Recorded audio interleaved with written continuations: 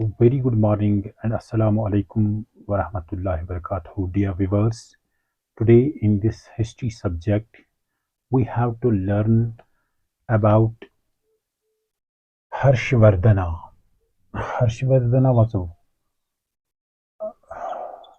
Harshavardhana was one of the great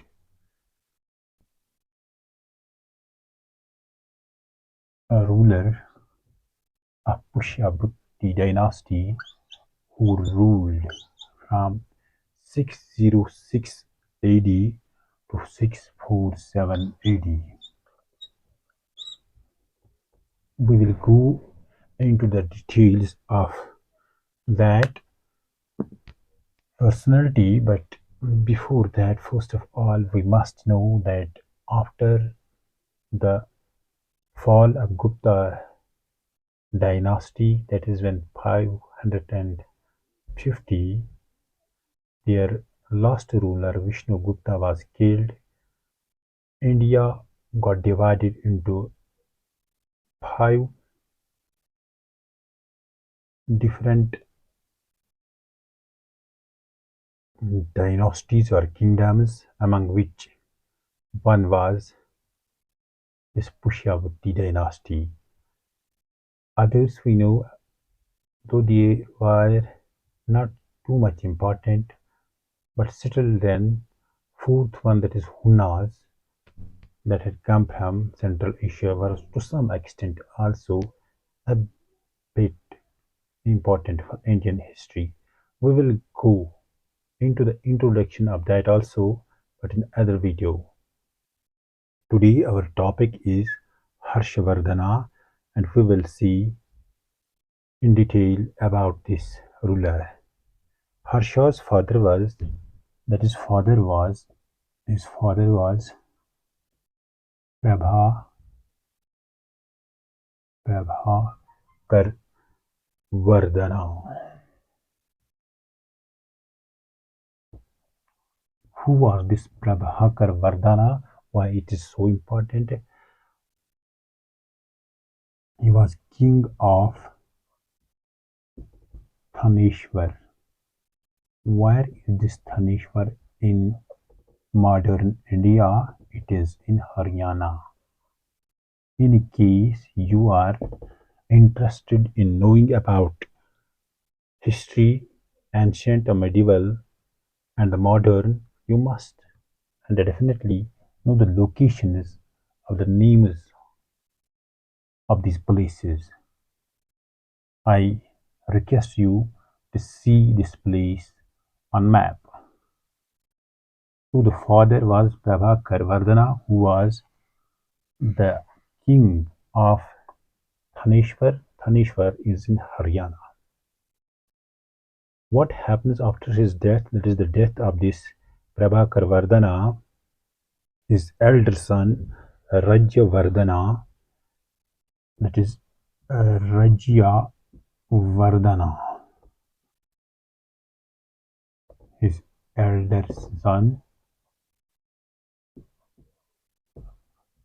becomes a king. Was he a powerful or a weak ruler? It is to be seen now. See, we will not go into the comparisons, but Rajyavardhana was defeated and killed. So Rajyavardhana was defeated and killed by Shashanka. Shashanka, a king of Gaud. Where is this Gaud place? It is in Bengal. It was not East Bengal or West Bengal at that time. It was simply a very vast empire which was called Bengal. And there was a king named Shashanka who killed this Rajyavardhana. And it was this Shashanka who also chopped or cut the famous Bodhi tree. Bodhi tree is sometimes asked in India, in history of India to you in exams. Perhaps you might have learned about it what happened during the family of this Harshavardhana. That is, Prabhakar Vardhana was his father. He was the king of Thaneshwar, which is in Haryana.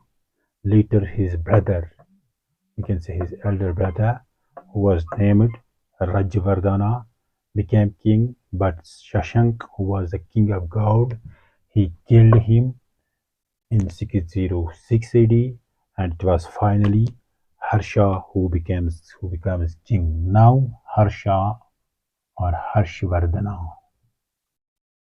Vardhana becomes king in 606 AD after the death of his brother Rajavardhana, and he made Kanauj as his capital. His capital. Earlier it was Thanishwar, but he shifted the capital from that Thanishwar to Kanauj. Kanauj is in modern Uttar Pradesh. It was this Harshvardhana's first step that moving capital from that Thanishwar to UP would be perhaps beneficial. So, was it important step that he took? It will be seen because it seemed that it was perhaps the central place, and from here he expanded his kingdom from Bengal. See if it is UP. Here is Kanauj. Kanauj, his capital now. Now he expands his capital from Bengal to Sindh. It is Bengal to Sindh. Sindh we know it is here in Pakistan. And from here it goes to Himalayas, Sindh. The expansion goes from Himalayas downwards south to Vindhyas. Vindhyas is also a mountain range in deep south. So this vast area is being taken into his own control, excluding two important keys, that is key case. One is Kashmir and another key is Kamrappa, which is in Assam. Kamrappa, which is in Assam. This too is excluded from his control. Just why it was he so much powerful that he began to expand this way? Was he having any sort of tactics? It is said that he followed the same route for his attack which was adopted by Samudragupta. He followed the same route which was adopted by Samudragupta.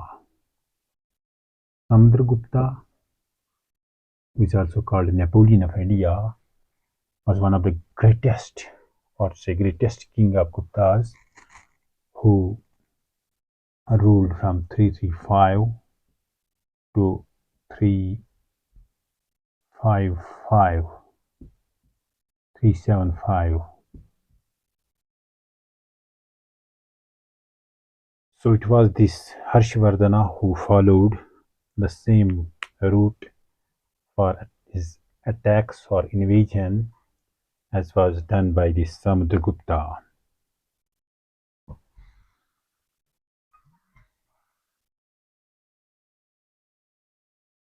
Harshavardhana also laid down a similar administration that is a similar type of administration a similar type of administration was led as was followed by the Gupta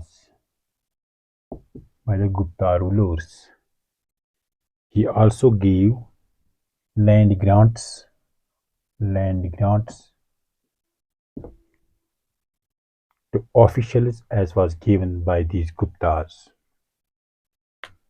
So it seems that similar type of copying, or to say modern copy paste, was being done by this Harshavardhana, as he would have seen why Guptas were so much powerful. According to various sources, especially Banabhatta, Banabhatta was a Banabhatta was a great writer, ancient scholar at the time. He says that Harsha divided his income. Harsha divided his income or his revenue which he got, his revenue or income which he got from his treasury, from the people, into four equal parts. Into four equal parts. And what were these parts and what was done to them? These four parts. Number one was kept for a royal family. That is, all the royal men, including nobility, etc., were given very much good share from this revenue. And when these people were happy with their king, so it was necessary their loyalty would have been shown to him at any cost. Number two was for army and administration. As it is said, for army and administration, as it is said, if you want a good administration, you need to look for your army in every sense. That is, they should be given good salary, their equipments and everything should be well suitable for their conditions. So it was for their army and administration. Number third was for holy places and holy men. For holy places and holy men. Holy men means the religious people, this type of people, because they had their very much influence over the people, and the holy places are mainly concerned with the public. When these places would be very much in good condition, then public would be very happy towards the ruler or king. And number fourth was for poor and for poor for the poor and destitutes or say needy. These were the four parts in which equal income or revenue was being shared by Harshavardhana. Hope you are enjoying the lecture of this great king Harshavardhana. During his period, a famous religious festival was held every fifth year. At every fifth year, a famous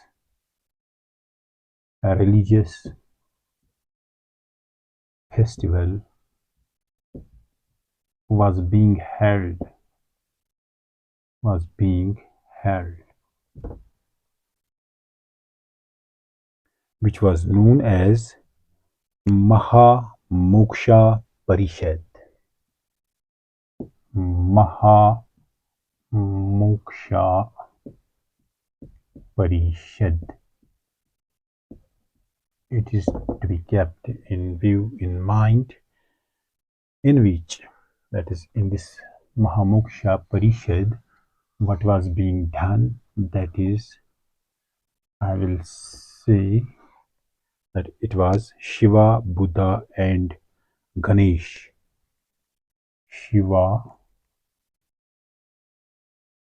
Buddha, and Ganesh, and Ganesh were being worshipped on three different days, and the fourth day was reserved for giving charitables. Fourth day was to give for charitables.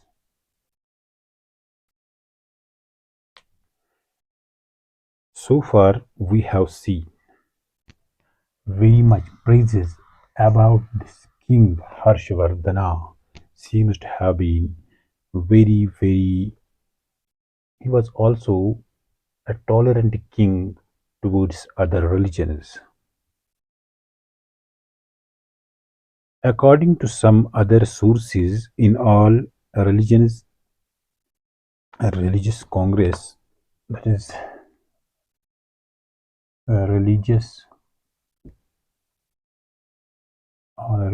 congress, इस तरीके से हम बोलते हैं all Congress party या whatever that may be in today, so that all religious congress was held at Kanauj. Kanauj, we know, was his capital at UP. So here all religious congress was being held, which was presided by Chinese traveler Hun Sang. Hun Sang presided it. Why did he preside it, this congress? Because this great scholar or writer used to write everything during his period, so that he may write this one also, and being himself president or presiding officer of this congress, he would write everything what will happen. Violence erupted. It is said that violence erupted. Conclave was burned. Violence erupted. Conclave burned. Conclave burned. Brahmins were accused. Who were accused of doing this? It was these Brahmins who were accused of doing it all. Accused, and about 500 Brahmins exiled because this Harshavardhana was not a Brahman. He had moved from Shaivism to Buddhism.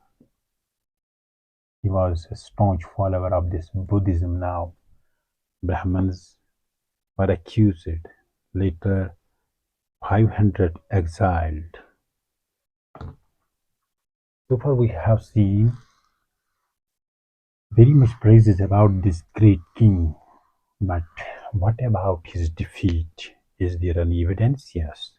According to Aihole inscription, which is in a place in Karnataka, that is South India, a state in South India, there is a mention that Pulakesin II, this was one of the great king of Cholukya dynasty. He had defeated this Harshavardhana on the banks of river Narmada. Hope you will see where is this. If this is South India, you will see where this Narmada is. And when he was defeated, it was the first North Indian king defeated by South Indian king Pulakeshin was the first who defeated this Harshavardhana. Hope you would have learned about the great King Harshavardhana who ruled from 606 to 647. Thank you for being with me. Have a nice future.